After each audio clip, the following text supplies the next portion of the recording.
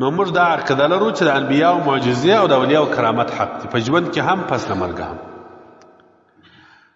وابیان څه وایي؟ وابیان وایي په ژوند کې لا نه مني، پس له مرګه خو یې بیخي نه مني. موږ په ژوند کې هم کېدای شي، پس له مرګه هم پس له وفاته د اولیاو کرامت شته، په دې باندې زموږ ایمان دي ښه کېدلی شي.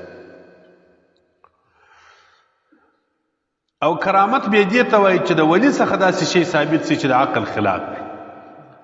کله چې د یو ولی الله څخه د الله ولی وي، دوست وي، نبي نه وي، یو داسې کار ځینې ښکاره شي چې هغه عقل یې نه مني او د داسې ښکاره شي، دې ته څه وایي؟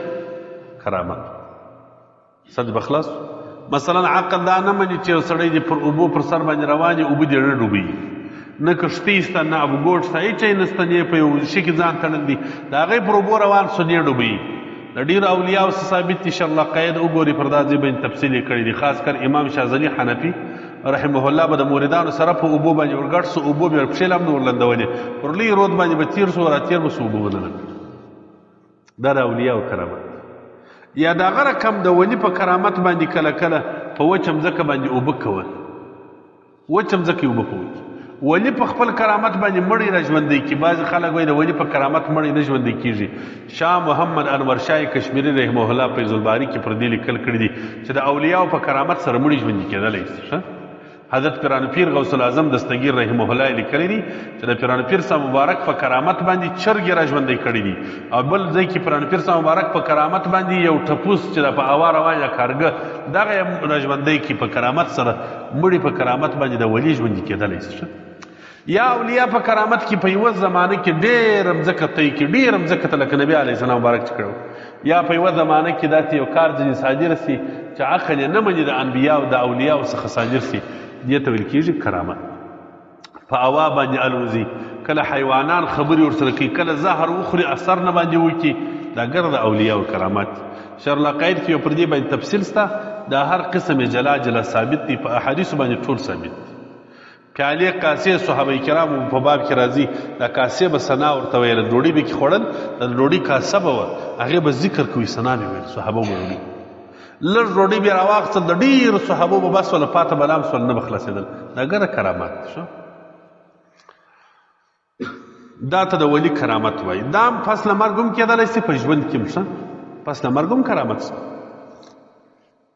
بعضې اولیاوي پس له مرګه پر قبر باندې څراغان لګېږي. ابو داود شریف کې حدیث دی، نجاشي باچا دی پر نبي علیه السلام ایمان راوړی دی، نبي نه دی خو ولي دی، چې وفات شو. ابو داود شریف کې حدیث دی پر قبر بیا د شپې څراغان لګېږي. خدا کرامت بعد الوفات نشه. یا حضرت عنزله غسیل الملائکه، حضرت حنزله رضی الله عنه مبارک چې وفات شو، شهید شو، ملائکه راغلې د جنت په اوبو باندې غسل ورکړي. دا پس له مرګه چې ملائکه راغلې د ته غسل ورکړي، دا د کرامت و کرامت بعد الوفات. سر بخلاص. مثلا لکه د حیوان سره خبرې کول، په وچه ډبره اوبه کول، د لرګي سمار جوړول، مړ حیوان ژوندی کول، یا غیره غیره. دا په شرلاقید کې چې وګوري په 98مه صفحه کې، دا رقم په 115مه صفحه کې، دا رقم په کشاف کې په 3م جلد کې 214مه صفحه کې دا مسئله راغلې. نو موږ دا عقیده لرو چې د انبیاو معجزې او د اولیاو کرامت حق دي، په ژوند کې هم پس له مرګه هم.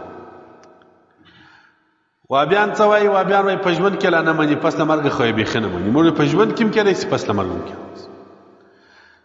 بل موږ اهل سنت والجماعت دا عقیده لرو چې بعضې اوقات کرامت او معجزه د ولی او نبي په اختیار کې وي، یعنې په خپله خوښه یې صادرېږي. کله کله یو ولي وغواړي کرامت ښکاره کړي، ښکاره کولی شي، خو ټول عمر نه ګوري. کله یو ولي غواړي چې کرامت ښکاره کړي، نیک ښکاره، الله تعالی اراده نه یې. کله به یو ولي وغواړي چې کرامت ښکاره کړي، ښکاره کولی شي. کله یو نبي وغواړي چې معجزه ښکاره کړي، ښکاره کولی شي. کله بیا دی وغواړي چې معجزه ښکاره کړي، خو نیس ښکاره کولی، د الله تعالی اراده نه یې. دا دواړه کېدلی شي، د ولي په کرامت باندې او د نبي په معجزه کې. کله کله د ولی کرامت د ولی په اختیار کې وي، کله کله د نبي معجزه د نبي. دا د اهل سنت والجماعت مسلمه عقیده ده. د دې زمانې لوی بندیان او جلیل یو بندیان یې چشت هغه